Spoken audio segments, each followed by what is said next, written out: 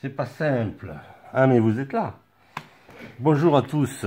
Aujourd'hui, un petit tuto, j'espère du moins vous montrer ma méthode, du moins pour tenter, parce que c'est jamais gagné, de souder des CMS. Alors, les CMS sont des, comme l'acronyme veut bien le dire, ça veut dire composants montés en surface. Le truc, c'est que c'est vraiment tout petit. Par exemple, là, j'ai une puce qui mesure, je sais pas, elle doit faire 8 par 8. Et il y a 32 pattes là-dessus. Donc, c'est vraiment ultra petit. Et donc, alors je sais qu'on vend, il se vend des microscopes, soi-disant pour l'électronique sur Internet. Sauf que les trucs en question, il faut vraiment que l'objectif soit hyper près du truc qu'on veut regarder. Et du coup, ça gêne, parce que du coup, on se retrouve avec la panne dans l'objectif. Et ça ne va pas du tout. Alors moi, mon astuce, et c'est pas valable que pour la soudure des CMS, c'est tout simplement une lampe comme ça. Donc ça, généralement, on a tous à peu près ça. Je pense, c'est quand même super pratique. Surtout pour moi maintenant, parce que je vous avoue que c'est plus des lunettes qu'il me faut, c'est un chien. Voilà. Et alors, par-dessus ça, je rajoute un téléphone portable en mode, vidéo. Je retrouve la puce, voilà. Et je zoome comme un fou. Voilà. D'habitude, je fais ça avec mon téléphone portable, mais là, en ce moment, il est en train de filmer, donc voilà. Et donc, j'ai juste, la méthode en question, c'est que j'ai juste soudé une seule patte. Pour le moment, là, j'ai soudé une patte à la main avec un tout petit fer. J'ai fait ça même avec ce petit fer à souder Parkside, donc Lidl, avec 2 piles à l'intérieur. C'est vraiment fait pour, c'est vraiment pas fait pour souder, pour faire tout un câblage de réseau hein, ou d'électronique, mais pour des soudures comme ça ponctuelles. La panne est très fine. Bon, la panne s'userait très vite hein, si je m'en sers beaucoup, mais bon. Voilà, pour faire ce genre de truc, ça va pas mal. Alors, donc j'ai soudé une patte, histoire d'immobiliser ma puce sur le PCB.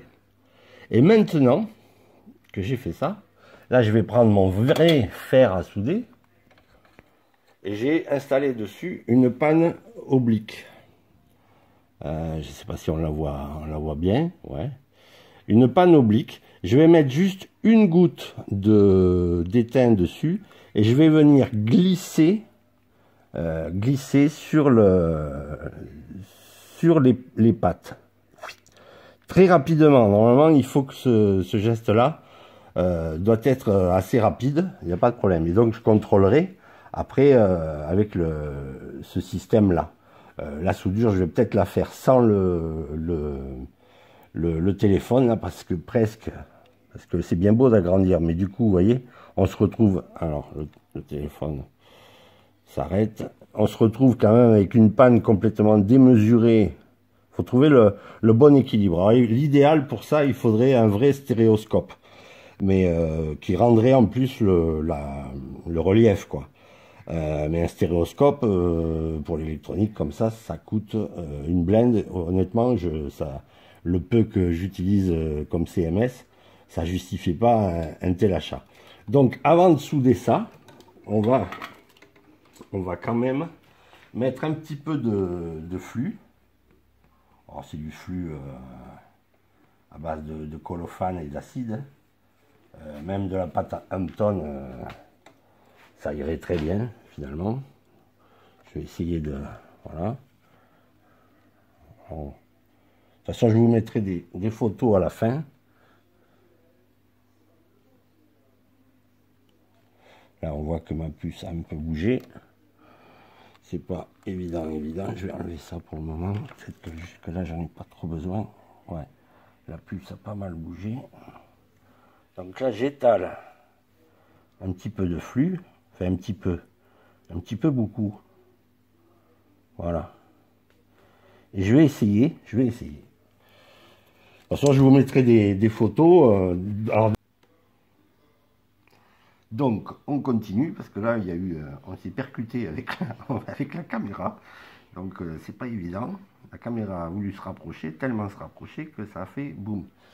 Voilà, donc là, maintenant, c'est l'instant critique. Je vais mettre une goutte d'étain. Alors, pas n'importe quel étain, hein, de l'étain de qualité. Avec beaucoup d'étain dedans. Et peu de reste, avec quand même un peu de décapant.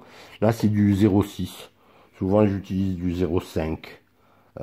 Mais bon, voilà. Donc, faites pas ça avec de l'étain de plomberie, hein, ça va de soi.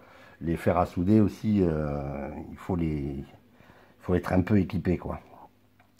Donc, on va y aller. Je vais mettre une goutte d'étain. Je pense qu'on en met toujours trop. Là, je vais venir bloquer ma puce. Et voilà, voilà. Ça a fait pchit. Ça, j'aime bien que ça fait pchit. Alors, faut regarder si on n'a pas des ponts. Je pense que si. Je pense qu'on a un petit pont. Hein. Alors, souvent, en repassant, ça va pas mal. Hop, à nouveau, percutage. Et voilà, c'est pas évident de vous montrer, c'est tellement petit. Donc, on va nettoyer ça un petit peu. Hop. On va venir repasser vite fait. Ouais, ça va mieux.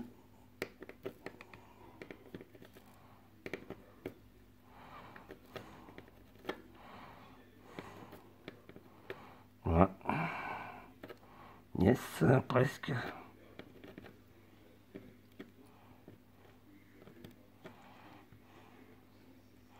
C'est pas dit que ça marche, hein, les enfants. Je pense que là, j'ai un petit pont. Hein. Peut-être je le ferai avec de la tresse à souder. Enfin, il se trouve que, à dessouder, je veux dire, il se trouve que j'en ai plus. Mais j'en fabriquerai avec un morceau de câble électrique, c'est pas un problème. On va quand même continuer. Un peu de perlimpinpin.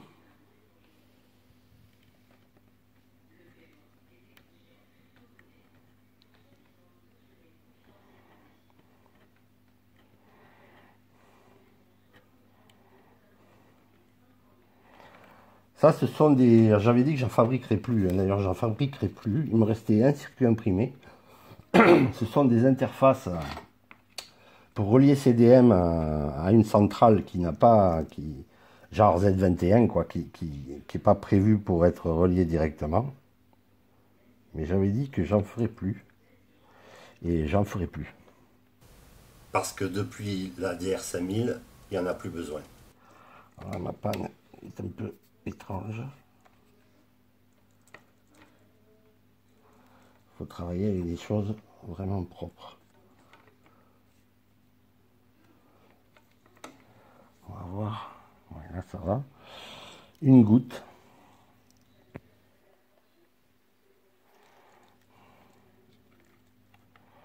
Il faut essayer de ne pas trembler, mais c'est pas simple.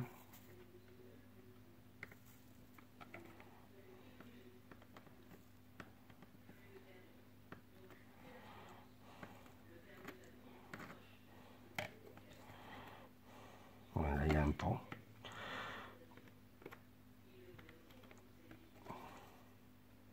Ah, c'est bon. Ce côté-là, c'est pas mal. Donc, c'est fait déjà 16 pattes. Là, le premier truc, faut que j'y revienne. Je pense que j'ai un pont. Je le verrai mieux en utilisant le grossissement maximum. J'arriverai bien à le virer, j'espère. Alors, il y a une autre méthode hein, pour souder les CMS. C'est vrai que c'est pas mal. On peut utiliser de la pâte à souder. Les anciens appelaient ça de la peinture Lomi. Alors, je dois en avoir quelque part. J'en ai, c'est sûr. C'est une pâte grise. C'est de la poudre d'étain avec de l'acide dedans. Donc, c'est très décapant. Alors, c'est pas mal. On étale ça. Après, on chauffe avec le pistolet à air chaud. Hein. Ah, il faut utiliser de ça, évidemment. Le truc, c'est que pour maintenir, du coup, la puce va se souder toute d'un coup.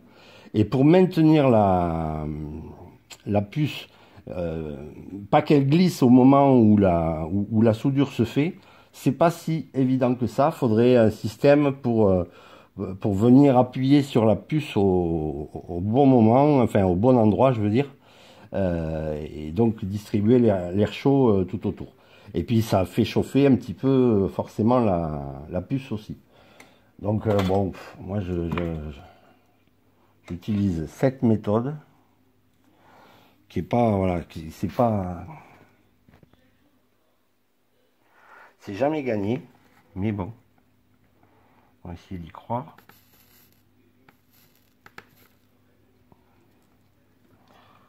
Voilà. Je pense qu'il y a un petit pont à nouveau ici. Là, c'est peut-être, ah, il y en a un sur, yes, là c'est bon, ouais, on est pas mal, on n'est pas trop mal garé. Allez, le dernier côté, il faudra arriver à enlever le pont sur la première rangée. Si on arrive à faire celle-là. Ouais, je veux plus en faire de ces interfaces là, parce que c'est quand même galère à faire. J'en ai fait pour pas mal de modélistes à l'époque des Rocco, quoi, ou autre chose d'ailleurs, ou autre. Hein.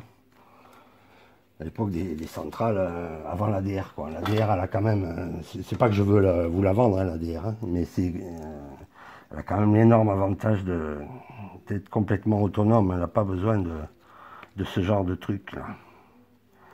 Donc là, on stresse pas. Vas-y, mollo Marco. Oh, joli pont.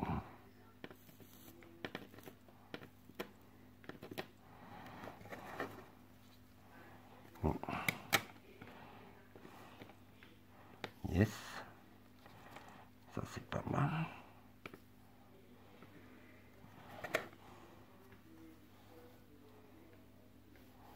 Yes, ok. Donc maintenant, on va quand même contrôler avec celui-ci, je sais pas comment. Le téléphone, il n'est pas à moi. Ok, donc on va se mettre là. Je pense qu'on va voir l'étendue des dégâts. Là, ça va. Ouais, là on voit un pont de ce côté-là. Sinon, le reste, ça n'a pas l'air mal du tout. Yes. Bon, ben on va insister. Là, il faut que j'arrive à enlever ce pont. Peut-être tout simplement avec la panne. Là, celle du coin. Alors, celle du coin m'inquiète un peu aussi ici. Là, complètement au coin. C'est pas évident de trouver ici. Elle a l'air un petit peu... Je pense que c'est la première. Ouais, c'est la première que j'ai faite. On va voir. Bon, en tout cas, voilà. Je vous montrerai les photos du résultat. Normalement, j'espère bien y arriver, voyons. On va insistouiller. On va pas rajouter des teints. On veut plutôt en enlever.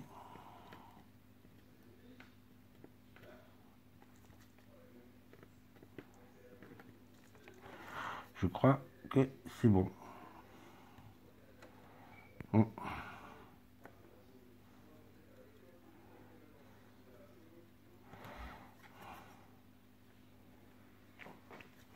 Alors, je pense que la première pâte, ici, elle est bonne, mais il reste de la pâte, c'est pour ça. Il reste du flux. Eh bien, je pense qu'on est pas mal. Hein. Et là, on va recontrôler avec le machin. Si j'arrive à le faire démarrer. Ce téléphone. Alors, voyons. Là, on est là, ouais. Il faudrait aussi être bien à plat. Pas être trop près non plus. Ça m'a pas l'air mal. On va passer un petit coup d'alcool isopro dessus. Donc, de l'alcool isopro, avec un petit essuie-tout.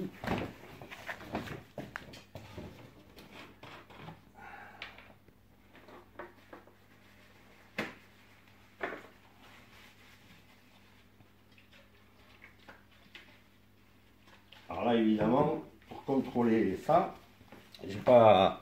Enfin, je pourrais le contrôler au multimètre, patte par patte, mais pas évident quand même. Donc, ce que je vais faire, je vais monter tous les composants qui sont... parce que cette puce-là gère l'USB.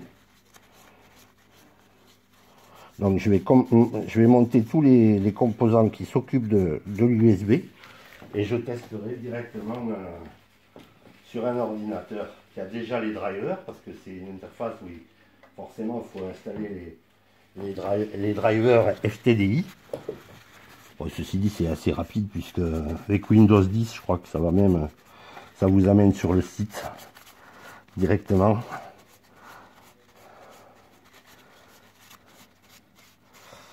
Voyons ça, si Marco il a pas trop mal travaillé là, on va voir. Décidément, ce téléphone, même pas. Même pas ce truc. Alors, où c'est? Voilà, c'est là. Eh bien, moi ça m'a l'air bien. Et voilà. Donc je vous mettrai les photos de la suite et en espérant que tout se passe bien. Donc voilà, ça fait partie des méthodes, c'est une des méthodes pour souder les CMS. Une des à peu près bonnes méthodes pour les amateurs, quoi. Moi, j'en fais pas assez pour vraiment avoir ce qu'il faudrait exactement. Après, il y a la très mauvaise méthode, c'est patte par patte avec le fer à souder. Là, on n'y arrive jamais, hein, c'est impossible. C'est pas, voilà, c'est vraiment trop petit. Et encore, il y a plus petit que ça. Ils sont fous, au bout d'un moment, ils sont fous. Là, j'avais pas eu le choix, j'avais pas trouvé cette puce autrement que dans ce format-là, CMS. Donc, il a bien fallu que je l'implante. Cette interface-là, le plan est sur le net, là, j'ai rien inventé, j'ai quand même adapté, c'est moi qui ai adapté l'USB, quoi. Parce qu'à l'origine, cette interface-là était prévue pour du RS232, c'est-à-dire les liaisons série, les trucs à 25 broches, là, si j'ai bonne mémoire, 25 ou 9, je ne sais plus, enfin, peu importe. Et donc, c'est moi qui fais l'adaptation USB, voilà. Et après, ça fonctionne super bien. Une fois fini, ça donne ça. Où est-ce que j'en ai? Voilà. Il va m'en rester une que je garde précieusement. Voilà.